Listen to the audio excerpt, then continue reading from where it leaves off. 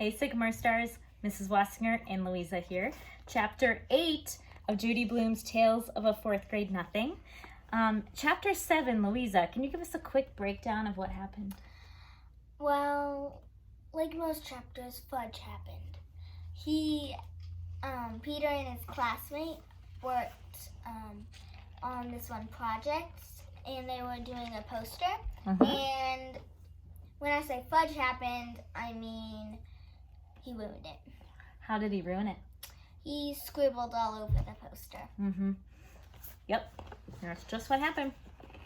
Now, on to chapter 8. Hi there, Alice in the background. Peace. This one's called The TV Star.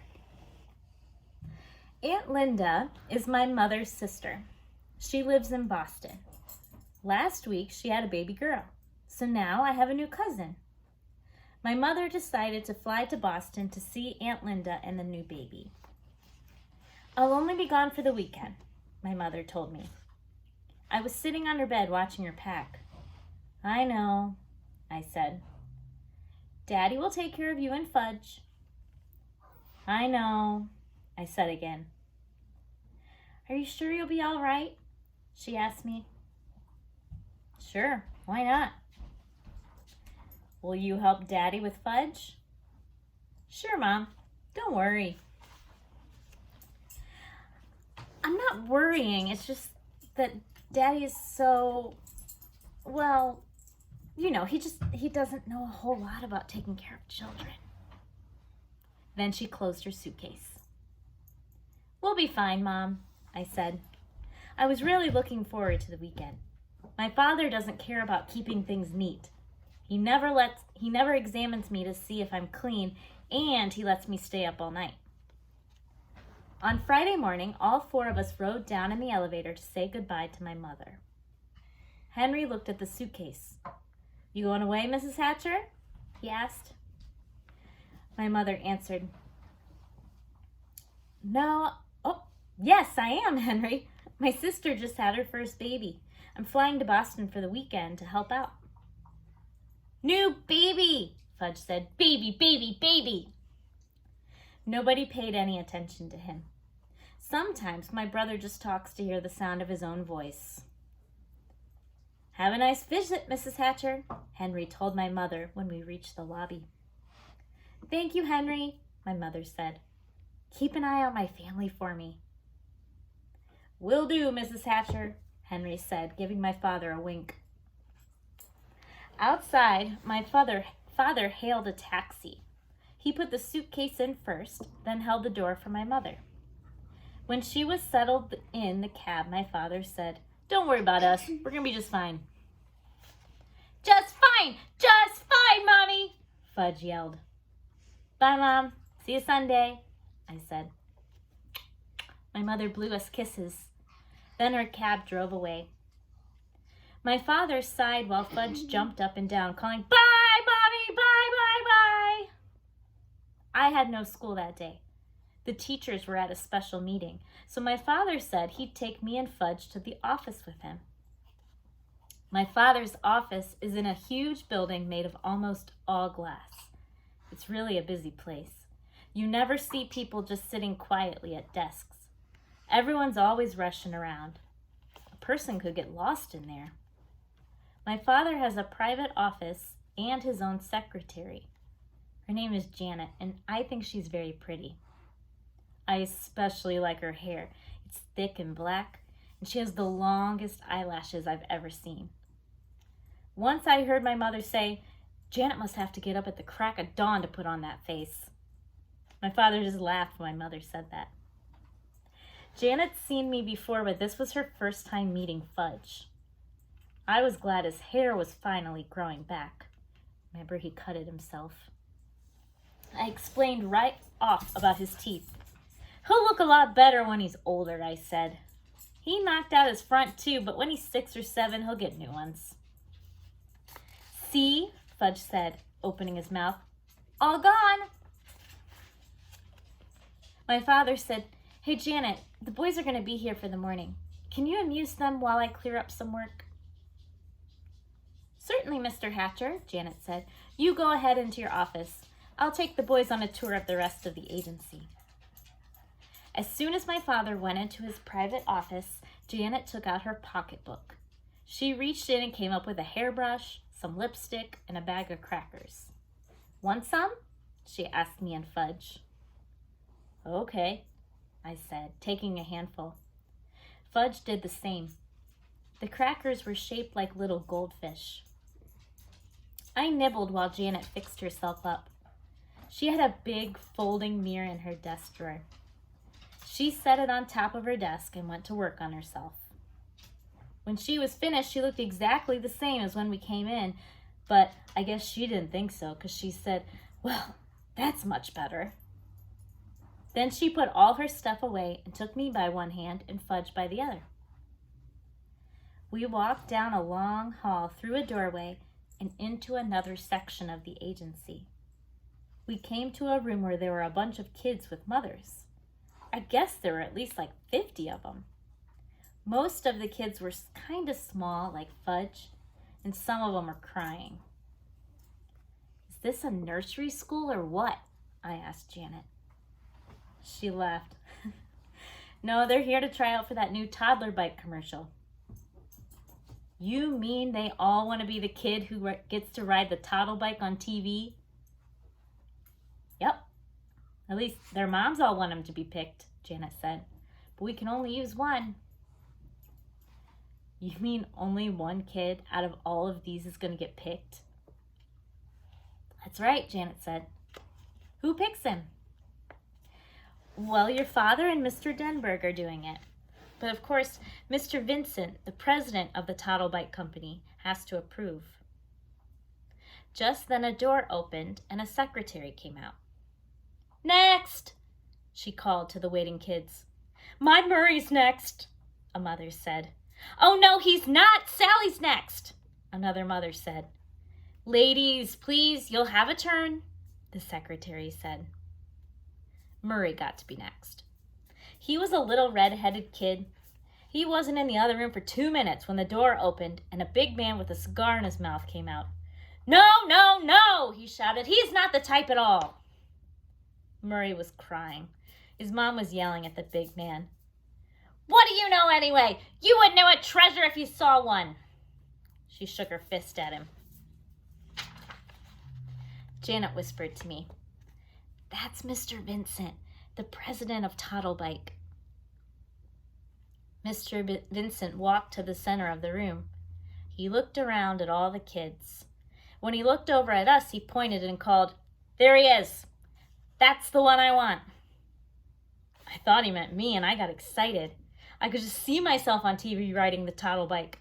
All my friends would turn on their TV and say, "Hey, look, there's Peter." While I was thinking about what fun it would be, Mr. Vincent came over to us and he grabbed Fudge.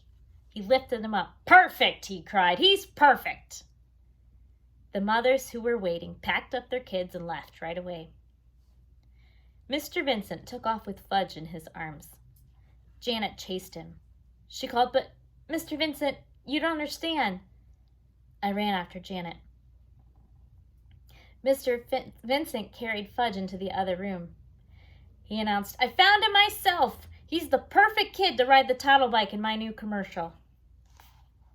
Mr. Vincent put Fudge down and took the cigar out of his mouth. There were 2 other men in the room. One of them was Mr. Denberg. The other one was my father. "Hi, Daddy," Fudge said. "George," my father told Mr. Vincent, "this is my son. He's not an actor or a model. He can't make your toddle bike commercial." "He doesn't have to be an actor or a model. He's perfect," Mr. Vincent insisted. "Now, look, George, we all want to make the best commercial for your company, but Fudge can't be the boy who rides the toddle bike." "Now you listen here, Hatcher." Mr. Vincent raised his voice. I wondered why he called my father Hatcher, just like Mr. Yarby did. Mr. Vincent pointed to Fudge. "Either that kid rides my toddle bike or I take my account to another advertising agency. It's that simple." My father looked at Mr. Denberg. "It's It's your decision, Warren, my father said. Or Mr. Denberg told my father, I don't want to be the one to tell you what to do. My father picked up Fudge and held him on his lap. Would you like to ride the toddle bike, Fudge? It's just like the one you have at home.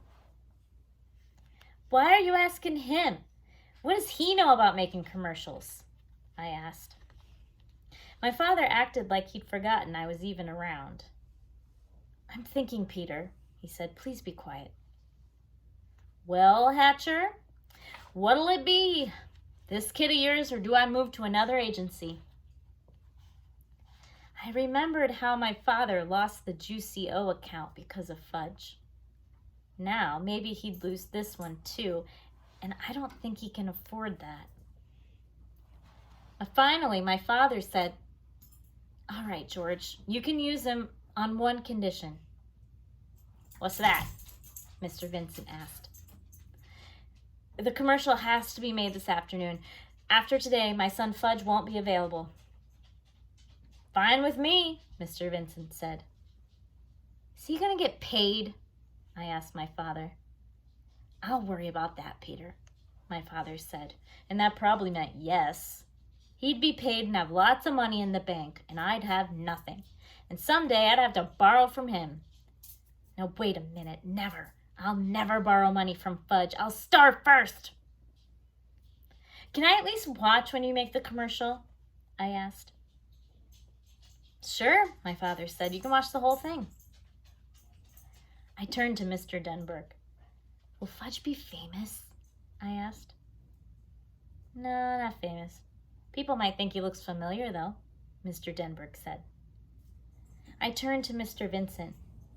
Do you know he has no top two front teeth? That's part of the charm, Mr. Vincent said. And he cut off all his hair like 2 months ago. He looks fine now, Mr. Vincent said. He can't even talk in long sentences yet, I told everyone. He doesn't have to say a word, Mr. Vincent said. I couldn't think of any other reason why Mr. Vincent shouldn't use Fudge in his toddle bike commercial. So it was settled.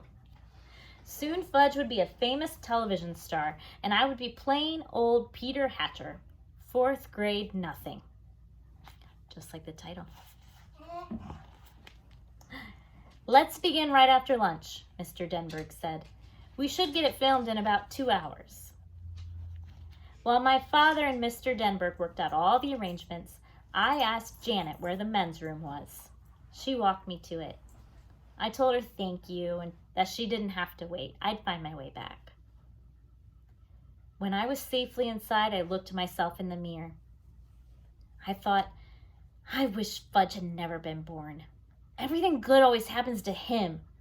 If he had to be born, I wish he could be like 9 or 10, like me. Then Mr. Vincent wouldn't want him to be the one in the commercial. Janet sent down to the coffee shop for some sandwiches and drinks. After we ate, we all walked to another section where the cameras were set up. A make-believe street scene was the background. The toddle bike was shiny red. My father told Fudge all he had to do was ride it around. Fudge liked that. He zoomed all over the place. Vroom, vroom, vroom, he called. My father, Mr. Vincent, and Janet sat on folding chairs and watched. I sat on the floor at my father's side. Mr. Denberg was the director. He said, Okay, Fudge, we're ready to begin. You ride the toddle bike where I tell you, and I'll take a picture of you doing it, okay? No, Fudge said. What does he mean, Hatcher? Mr. Vincent asked. Why did he say no? My father groaned. Okay, look, George, using Fudge was your idea, not mine. Mr. Denberg tried again. Okay, Fudge, this is it. The cameraman said, Start riding this way. Ready, set. Fudge sat there on the toddle bike, but he wouldn't pedal. Come on, kid, let's go, the cameraman called. No, don't want to, Fudge answered. "What's with this kid, Mr. Hatcher?" the cameraman asked. "Fudge, do what the nice man tells you," my father said.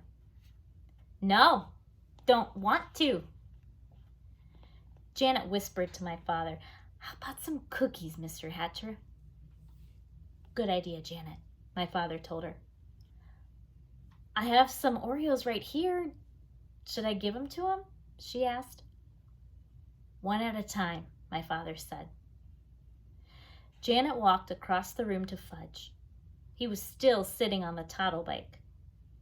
"If you do what the nice man says, you can have a cookie," Janet told him. "Show me," Fudge said. Janet held up a box of Oreos. She was really well prepared, I thought. She must eat all day long, what with the crackers like goldfish and a whole box of Oreos, too. I wondered what else she had in that pocketbook. "Gimme," Fudge said. Janet held up one cookie. Fudge reached for it, but Janet didn't let him have it. "If you do what the man says, you can have an Oreo, maybe 2 or 3. "First cookie," Fudge said. "First do what the man says," Janet said. "No, first cookie." "Just give him one, Janet. We don't have all day," Mr. Denberg called. Janet gave Fudge one Oreo. He ate it up. "All right, kid, ready?" the cameraman said. "You ride over to me." Guess what? Fudge didn't do it. Mr. Vincent was losing his patience. "Hatcher, get that son of yours to ride my toddle bike or I'm taking my whole account away from you." "Must I remind you, George, that using Fudge was your idea and not mine," my father said.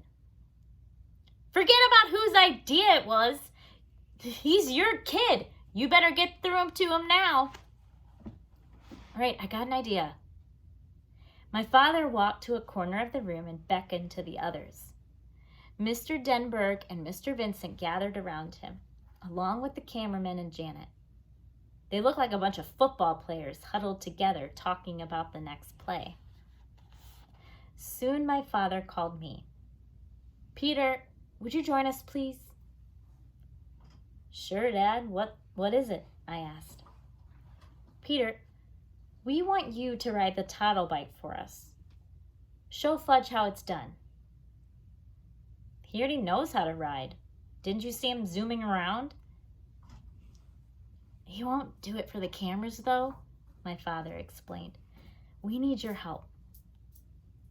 "Will I be in the commercial too?" I asked. "Well, the toddle bike's really for young kids. Otherwise we'd let you do it," Mr. Denberg said. I got the message. It was like buying shoes and like Miss Dr. Brown's office. They were going to use me to get Fudge to do whatever they wanted him to do.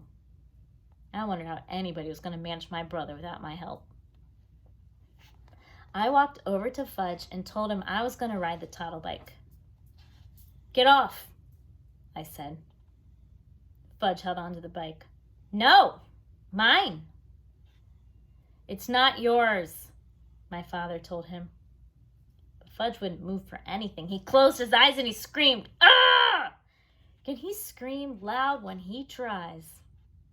So my father had to pull him off the toddle bike. Fudge kicked and kept screaming, and I'll bet Mr. Vincent was sorry he ever saw my brother in the first place. I got on the toddle bike. It was so small my knees practically touched the ground, but I managed to ride it around just where the cameraman told me to.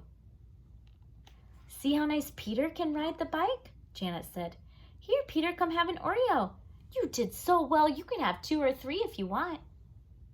Fudge stopped screaming. "Me!" he said. "What?" my father asked. "Me ride! Me!"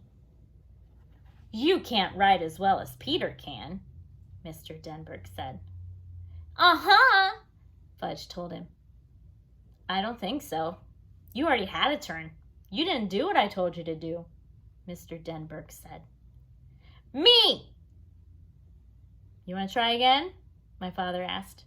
Again! Again! Fudge said. Well, I don't know, Mr. Denberg said. Well, Mr. Vincent said. Well, the cameraman said, scratching his head.